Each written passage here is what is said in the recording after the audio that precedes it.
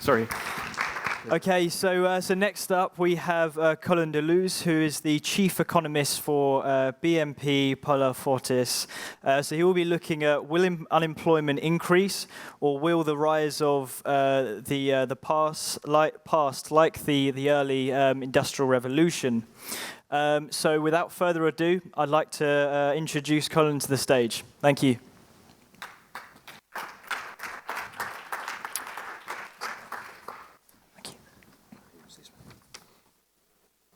Thank you. Thank you for inviting me here. It's been a pretty impressive line so far, so I'm very thankful that people want me here as well for my little speech. I'm going to talk to you about digital revolution and the social and economic impacts on the world. And we've been talking about change, and there's been quite some change recently. If we look at what happened over the last year, nobody expected Brexit to happen. Nobody expected this guy to be the POTUS, to be the president of the United States. And nobody hopes that that clown is going to be the next prime minister in Italy. But you never know. Never know. What we see today is that we're being swamped by big, ugly black swans. You know, these black swans, these supposed to be very extraordinary events that have huge, huge consequences. Now, how does this come? And then we have to explain this with another animal, the elephant. The elephant in the room. And what is the elephant in the room? This is this. This is the elephant in the room.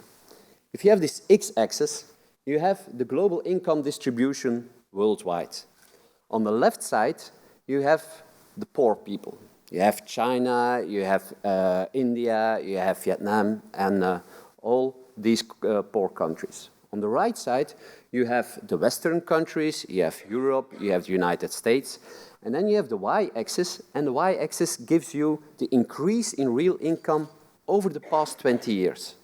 And what you see is that on the left side, the poor countries saw their increase in real income with 20 to 80% over the past 20 years. Huge increase, huge effect of globalization, maybe as well effect of digitalization. But what we see on the right side is that the Western countries didn't benefit. They didn't benefit so much. We see even between 80% and 90% that have been quite some people, the middle class in Europe, the middle class in the United States, have seen their real income go down. And they said, no, it's enough. We don't want it anymore. We want change. That's why we have Brexit. That's why we have Trump. All to the right, you have the people that really benefit from the digitalization. There we have, for example, Messi, Ronaldo. They're not local heroes anymore. They're global heroes because of the digital communication. You have Zuckerberg. You have Jack Ma, Zuckerberg. They really are benefiting from this winner-take-all economy that is evolving now. So we have quite some polarization lately in the economy. If you look a little bit more closely to the United States, then you see from 1967 up to today, the top 5% of income saw their incomes increase in real terms with 90%. If we look to the bottom 20%, we see that they hardly had an increase in income. What has happened? See that in major occupations, there has been a hollowing out of the middle class in the United States. On the left side, you have the employments, the occupations with low-skilled workers. On the right side, you have the occupations with high-skilled workers. And in the middle, you have the middle-skilled workers. And what you see there you see the orange bar and you see the green bar. You see a decrease in the middle-class occupations. Occupations like operators, like production, like office, like administration. And that has been going on for the last 20 years. And it's not only in the United States that has been going on, it has been as well going on in Europe. Here we see the top class, top earners. We see the low earners, that is the yellow bar, and we see the middle earners. And the middle earners, that is the gray bar. And in all of these countries, we see the change in employment in the middle earners. So there has been a hollowing out in the middle class, and There are two reasons for that. First of all, globalization. Second of all, digitalization. Is this extraordinary? We haven't seen it before? Yes, we've seen it before. We've seen it in the second industrial revolution. We've seen it in the second industrial revolution. There you see as well the skilled blue-collar workers. You see what happened there from 1860 until 1910. You see that there is quite a decrease in the employment of the blue-collar workers. Now, everything is going to be okay. Because if you look at this graph, what you see in this graph, first of all, you see a big disparity, a big income gap between the people, between middle class and the top earners, because in the beginning of the 20th century, you see the income of the top class earners increase by 15. It's not the income, it's the part of income that they grab from the total income of the economy.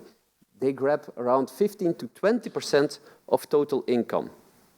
Then disparity disappears around 1945, and then you see again a very big increase in disparity. The top 1% today earns around 20%, gathers around 20% of all income earned in the United States. Is it going to be the same story again, that we're going to see decrease in this disparity like we saw in 1945? I don't know. I'm not very sure about that. And one of the reasons is that our adoption to technology is going faster and faster and faster, and we can't follow anymore. If you look, for example, how many years it took before a quarter of the American population had electricity after the invention of electricity in 1870, it took at that time 46 years.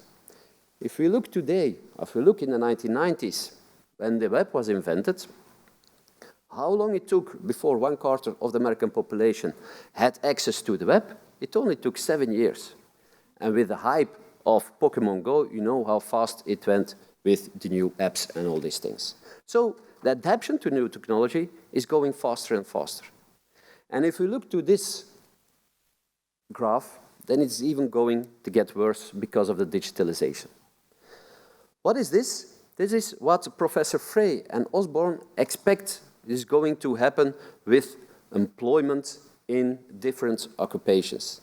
On the total, they expect that we're going to have a decrease in employment of 43%. A decrease because around 43% of huge jobs are at risk of automation over the coming 20 years.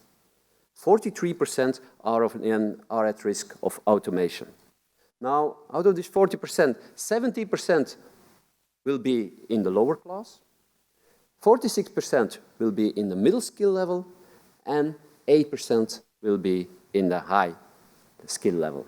And it's just not Europe, it's just not the United States, it's also in emerging markets where we'll see a huge change. If you look to this graph, this tells you the payback period for robot systems over time, how it evolves. And we see between 2013 and 2017 in China, in 2013, the payback time to earn back your robot was around 2 years. If you look today, the payback time is around 1 year. Normally, payback time, when you see the cost of a robot is 15% less than the cost of a human, then companies start to change humans into robots, replace humans into robots. So it's going to go fast, and it's going to go ever faster. And then you see that you have substitution versus two compensating effects. What are the two compensating effects? New jobs that are being created because of digitalization, and the income effect. Now, what is the income effect? The income effect means that when some of these workers are replaced by robots, it means that we're going to see that the price of these goods, that the price of the services is going to go down. Price of the services is going to go down, so we'll have an increase in purchasing power, So more and more people will buy more and more stuff. They will buy more and more services. And this might compensate a little bit this substitution effect. The problem is, the first industrial revolution, we went from agriculture to industry. Second industrial revolution, we went from industry to services. We are now around 70% of services in the United States. How far can we go into these services? There is an end somewhere. The second effect next to the income effect and the wealth effect is, are there going to be new jobs created? And there as well, if we look to the past, we have to worry a little bit. This graph gives you a study of Gerald Huff. Gerald Huff is a futurist. And what does this graph say?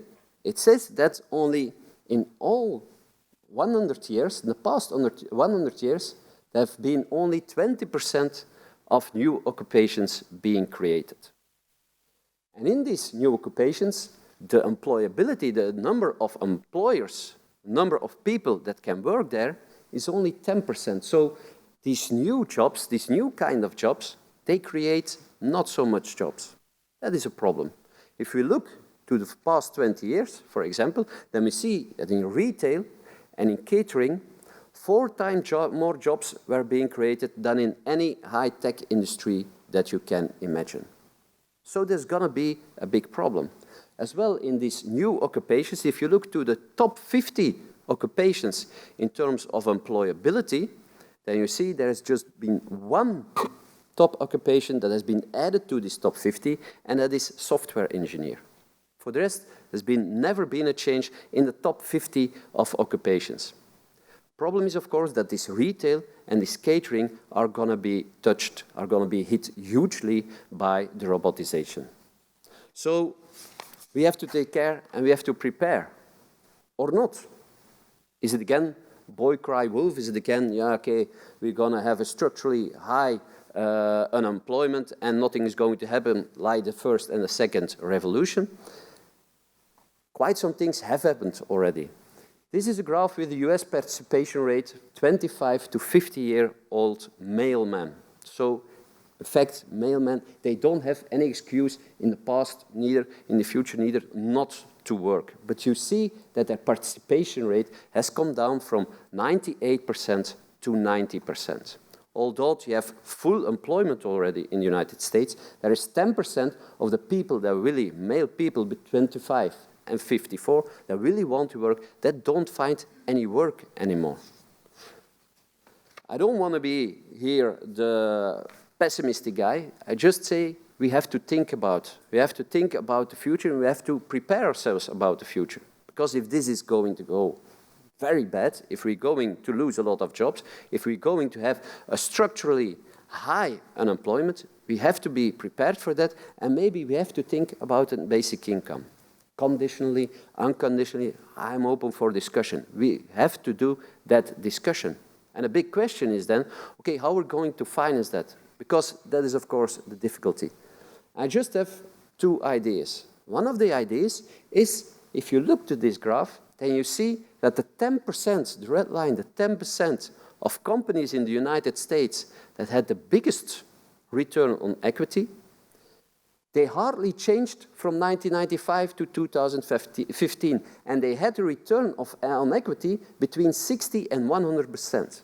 That is huge. That is huge, and the fact that they didn't change over these past 10, 20 years, or almost didn't change, smells a little bit like monopoly. And monopoly is not something that you can have, and it's not something that has a place in this world. But if it has a place in this world because of the winner-take-all mentality in the digital world, maybe it's not unfair that we ask a social contribution for financing these basic income. The same thing with companies like, for example, a platform company that brings a driver who wants to drive to people that want to have a service to be driven. Uber, to say no name, or Airbnb.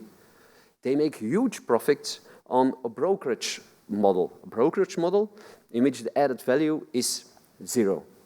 They just add a fee, 20% fee.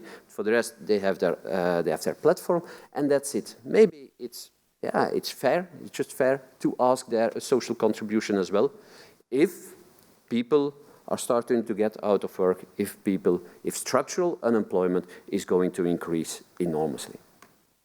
Now, like I said, I don't know whether basic idea is a good idea, whether it's not a good idea. The only thing that I know is that we have to think about it, because if we let this polarization, if my worst fears come true and we go to a structural unemployment of 15, 20%, we will have more and more polarization, and I think sooner or later we will be swamped by these big, ugly black swans. Thank you.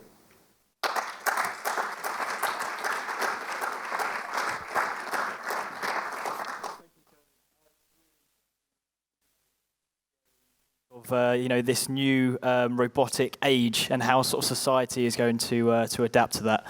So we do actually just have just a time for just one sort of question. So if anyone wants to, this gentleman here.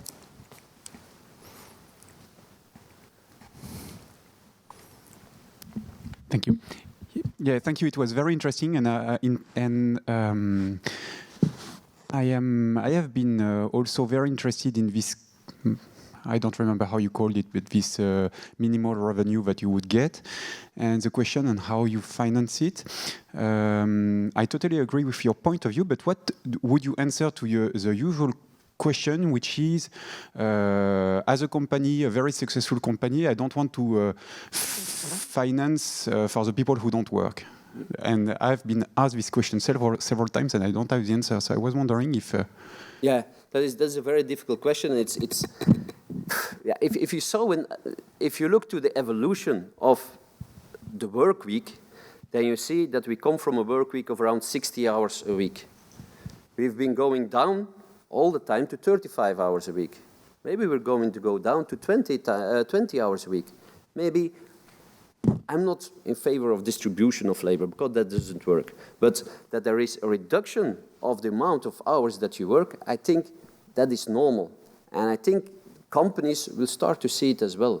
With regard to your question, what do you answer these companies? Yeah, I think sooner or later they see as well what kind of things are happening, what kind of polarization there is. I don't think they're in favor neither of having a president like Trump. But I know if we let unemployment go up to 20%, 25%, if there are no consumers anymore, they can't sell their products anymore.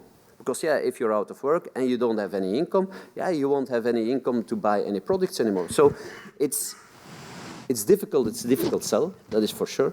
But I think sooner or later they'll see the light and they see, okay, we'll have to make an arrangement. I don't say the basic income is ideal, but we'll have to think about a solution to solve this problem if the problem would arise.